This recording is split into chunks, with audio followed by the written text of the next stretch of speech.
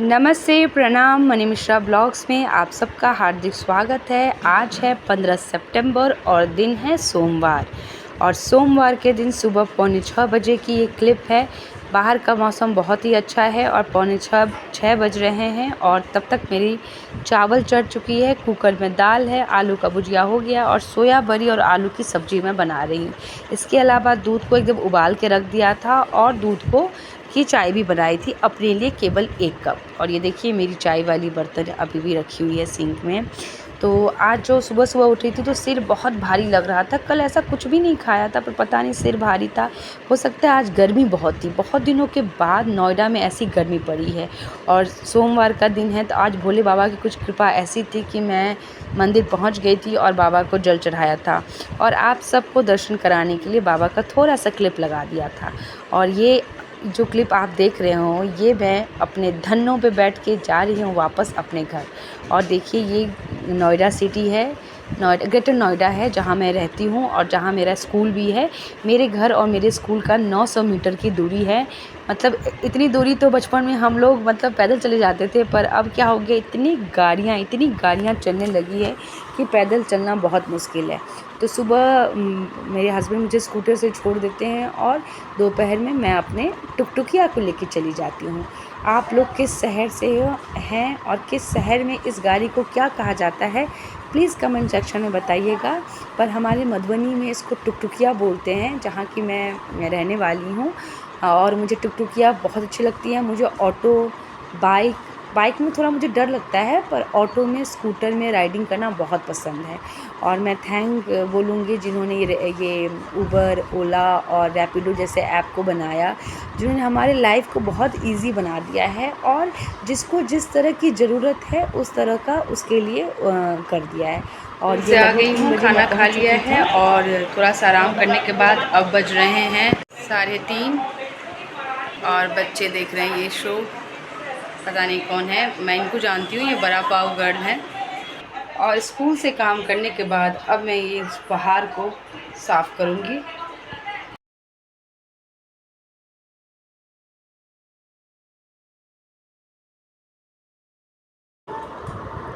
और याद आ गया कि हाथ में घड़ी है तो मैंने सोचा इसको खोला जाए वरना पानी से ये ख़राब हो जाएगा। ये घड़ी मेरे बच्चों को मेरी छोटी बहन ने जन्म में दिया था और ये स्मार्ट वॉच है। तो मुझे बहुत अच्छा लगता है कि बच्चे तो पहनते नहीं हैं क्योंकि उनके स्कूल में अभी अलाउ नहीं है, तो मैं पहन लेती हूँ तो मुझे अच्छा लगता है। और आज हम स्कूल में डिस्पर्सल के बाद सारे टीचर्स बैठे हुए थे तो एक टीचर ने मुझे पूछा कि मनी मैम कल कोई आप लोग के बिहार में कोई फेस्टिवल था क्या? टीचर्स बातें कर रहे थे और मैंने सोशल मीडिया पे देखा। तो मैंने बोला कि हाँ मैम, जितिया था, हमारे में ये व्रत होता है बेटे के लिए। तो मेरे उतने बोलने के बाद ही दूसरी टीचर बोल उठी कि मैम देखिए ना, हमारे इंडियन फेस्टिवल सिस्टम में सारे व्रत या तो पतियों के लिए होते हैं या बेटों के लिए होता है। ना पत्नी के लिए कोई व्रत है और ना बेटी के लिए है।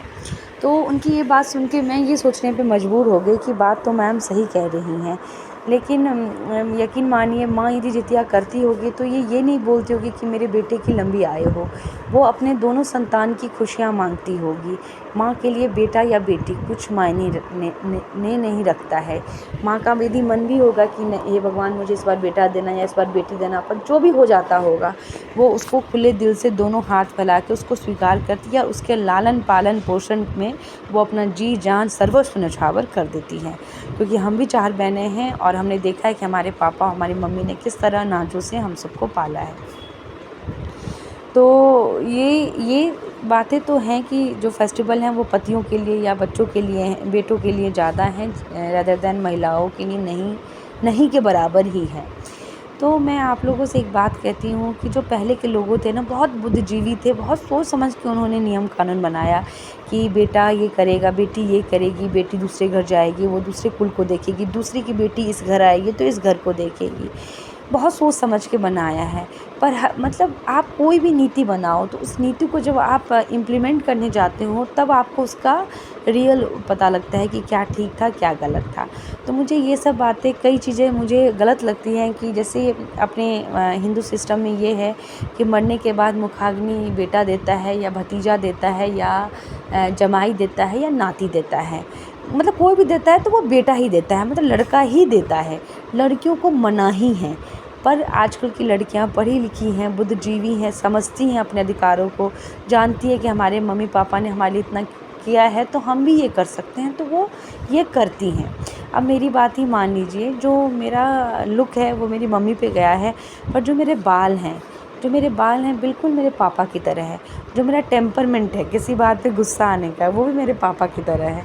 और तीसरा, जैसे मेरे पापा ना नौकरी बहुत मन से करते थे। वो जहाँ उन्होंने काम किया, उन्होंने अपना तन मन धन लगा के काम किया है।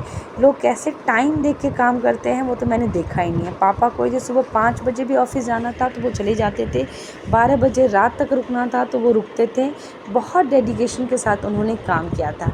ठीक उसी तरह जहाँ भी मैंने काम किया, जिन स्कूल में, जिन ऑर्गेनाइजेशन में मैंने काम किया है, कभी मैंने उनकी बुराई नहीं की है कि उस ऑर्गेनाइजेशन में ऐसा होता था। लोगों के सामने यदि कुछ गलत सही मुझे लगता था तो मैं दूसरों के सामने ही बुराई करती थी।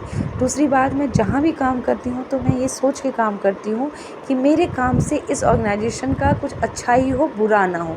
यदि बुरा होता है या कुछ ऐसा होता है तो वो मुझे खुद भी गवारा नहीं था। तो ये सारे गुण मेरे पापा में ही मेरे बॉडी में हैं, मुझे पता है।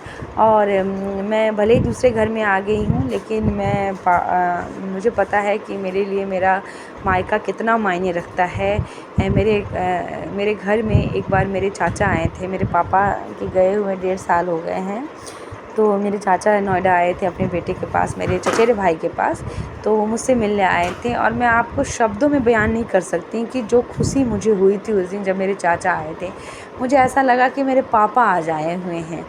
तो चाचा और पापा में कोई अंतर नहीं है। और जिन जिन माताओं ने जितिया व्रत किया है उन सब का अच्छा हो, और जिस भावना के साथ उन्होंने ये जितिया व्रत किया था वो भावना भगवान उनकी बना के रखे।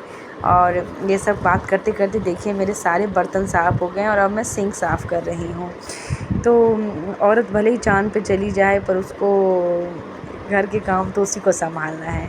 मेरे कुछ ऐसे फ्रेंड्स हैं जो मतलब CEO हैं, managing director of the office में हैं। मतलब मुझे लगता है उनकी सैलरी 3 लाख 4 लाख महीने की होगी। पर मैंने देखा है जब उनके घर में सास आती हैं या उनकी दादी सास आती हैं या उनके बच्चों का सारा हैंडल टेक केयर वहीं करती हैं। उनके घर में नौकर हैं, कुक हैं, पर कुक उनकी सास के लिए क्या खाना बनेगा, उनके बच्चों को के लिए क्या खाना बनेगा, वो सारा हेडेक उन्हीं का है। तो ये औरत जाति की खूबियाँ हैं। ऐसे ही दुर्गा माँ 8 हाथ लेके नहीं आई हैं। मुझे लगता है कि 8 हाथ की ज़रूरत हम सबको है। और ये देखिए धूप कितनी अच्छी मेरे किचन में आ रही है, जिस बात की मुझे बहुत खुशी है कि मेरे घर में धूप आता है। और उसके बाद मेरी क्लास थी तो मैं उस क्लास में क्लास लेने लगी। और क्लास लेने के बाद मैंने अपने दोनों बेड को बनाया, क्योंकि सब सुबह निकल गए थे और बेड नहीं बनाया था। आके फिर कपड़े फोल्ड किए और इसी तरह झाड़ू वाड़ू लगा के देखा, शाम के बज गए थे 6:30। और मैंने सोचा कि आज तो मैंने चाय पिया नहीं तो चलो चाय बनाया जाए। और चाय पीकर फिर उसके बाद थोड़ा सा नमकीन लेकर मैंने चाय का आनंद लिया। और आप सब भी आइए, चाय का आनंद लीजिए। और अब समय हो गया है रात के खाने का। सुबह की सब्ज़ी बड़ी है तो मैंने बस 4 बैंगन के और आलू मिला के अपने हस्बैंड के लिए केवल सब्ज़ी बनाऊंगी। और ये सब सब्ज़ी लेके बाज़ार से मैं आ गई थी। सब्ज़ी बहुत महंगा है, मुझे पता नहीं आपके राज्य में क्या हाल है, पर यहाँ मतलब 160 रुपये गोभी है और 80-100 रुपये से कोई भी सब्ज़ी कम नहीं है। प्याज आपका 35 रुपये है, आलू 25 का है और मतलब 10 रुपया में आपको 4 हरी मिर्च मिलती हैं। और धनिया पत्ता यदि आपने 10 का बोल दिया तो सब्ज़ी वाला आपका मुंह ऐसे देखता है जैसे उसकी किडनी आपने मांग ली। और बेचारे वो भी क्या करें, सब्ज़ी है। और उसके बाद बच्चों का एग्ज़ाम था, सामान लेके मैं आ गई। कुछ ऐसा गया मेरा दिन। और आप सबका बहुत धन्यवाद कि आपने मेरे पिछले वाले ब्लॉग को बहुत सारा प्यार दिया है। इसी तरह मुझे प्यार दीजिए और आगे बढ़ाइए। और मैं कुछ ना कुछ नया आपके लिए लेके आऊँगी। अभी तो मैं बस बहुत कुछ सीख रही हूँ, तो इसके लिए बहुत धन्यवाद, बहुत सारा प्यार देने के लिए। Good night.